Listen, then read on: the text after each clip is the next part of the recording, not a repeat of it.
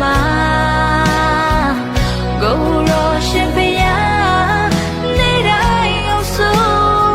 ba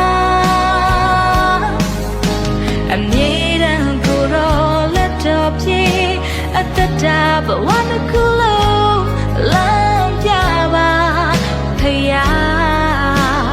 nei dai ko ate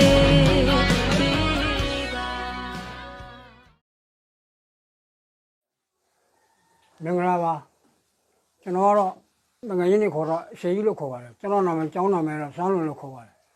ကျွန်တော်အသက်63နှစ်လောက်ကိုရောက်ခါမှဗုဒ္ဓဘာသာကိုလည်းကျွန်တော်ဖန်သာလဝါနဲ့နေပြီးတော့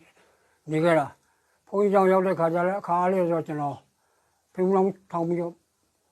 ဥချရတာပဲဒါပေမဲ့တော့တကယ်နေလားငါလားနဲ့ကိုယ်ဘာသာတရားကိုလေးလေးစားစားရှိလားဆိုရင်ရှိလည်းမရှိကြဘူး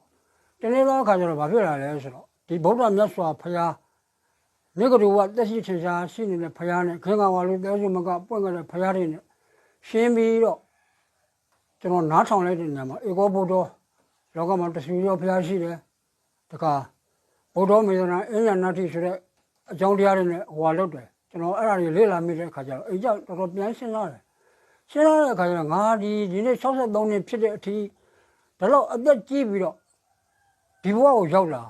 ဒီနေ့တည်ရင်ငါမှတင်တဲ့နေရာမှာလိပ်စာမရှိဘူးသူတို့ပြောတဲ့လိပ်စာကိုရှာပါဆိုရင်ငါလိပ်စာရှာမယ်ဆိုပြီးတော့အဲ့မှာကျွန်တော်အကျဉ်းရင်ဖတ်မှတညာလုံးစဉ်းစားပြီးတော့မှကျွန်တော်အဲ့ဒီ9ရက်9လပိုင်း2023မှာကျွန်တော်အေဝံဂေလိကြားနာပြီးတော့ဗာဂျီနာခံခဲ့ပါတယ်အဲ့ရနေပြီးတော့ကျွန်တော်ဒီ9ွယ်ရှိကလာလိုက်တာကျွန်တော်မိသားစုရဲ့ယုံကြည်မှုကျွန်တော်ဇနီးမယားအဲ့ရနေပြီးတော့ကျမ်းစာထဲမှာပါတဲ့သားစဉ်မြေဆက်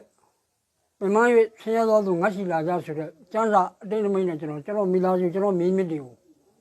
ဒီနေ့ထိယုံကြည်သူအဖြစ်နဲ့လက်ခံပြီးတော့ကိုးကွယ်မှုတွေ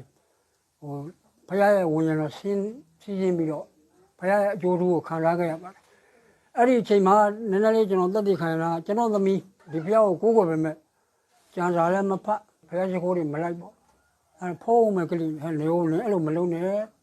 ဒီကျမ်းစာဘယ်လောက်ထိအရေးပါတယ်အရာရောက်တယ်ငါနဲ့ကိုမိဘမွေးထားပြီမယ်လို့နေကိုတောင်းဝမြူနိုင်မှုအဲ့တော့ဒီဘုရားကနေကိုရလက်မှာတောင်းဝယူမဲ့ဖြစ်တဲ့အတွက်ကြောင့်ကျမ်းစာကိုဖတ်ပါဆိုတော့ကျမ်းစာကိုမတောင်းမဲ့ဖတ်တဲ့ခါကျတော့အခုကျွန်တော်သမီးရဒီထာဝရအဖဘုရားရဲ့ကောင်းကြီးတွေရပြီးတော့သွားပြီးတော့အစရအရှင်ပြင်းနေတဲ့အကြောင်းဘုရားရဲ့ဒီလောက်ကောင်းမြတ်တဲ့အကြောင်းတွေကိုကျွန်တော်ခံစားခွင့်ရတယ်ဆိုတော့ကျွန်တော်သမီးဟာဒီဘုရားသခင်ကကျွန်တော်ကိုရွေးကောက်လို့ကျွန်တော်သမီးတွေကိုတားရင်မြင့်တဲ့ရွေးကောက်တဲ့အတွက်ကျွန်တော်သမီးကဒီဘုရားကောင်းကြီးတွေရတယ်ဆိုတဲ့အကြောင်းကိုတကယ်ဒီပခုံးနှစ်ပတ်ကြာခေါင်းပေါက်ပြီးဇီဝအသက်ကိုရှုထုတ်လုပ်နေတဲ့လူသားအလုံးဟာကျွန်တော်လိုပဲတဆူရီတော်ဖျားရှိတယ်ကျွန်တော်လိုပဲကိုးကွယ်ကြပါကျွန်တော်လိုပဲစိတ်ကကြပါဆိုတာကိုကျွန်တော်ပြောရင်အဲ့လိုပြောတဲ့အခါကျတော့လေတကယ်လို့ဖျားသခင်ရွေးကောက်ဖို့အချိန်တန်းလာရင်တော့ဖြစ်ကျွန်တော်လိုကောင်းကြီးရမှာပါဆိုတော့ကျွန်တော်ပြောဒီလိုရှုပ်ပါတယ်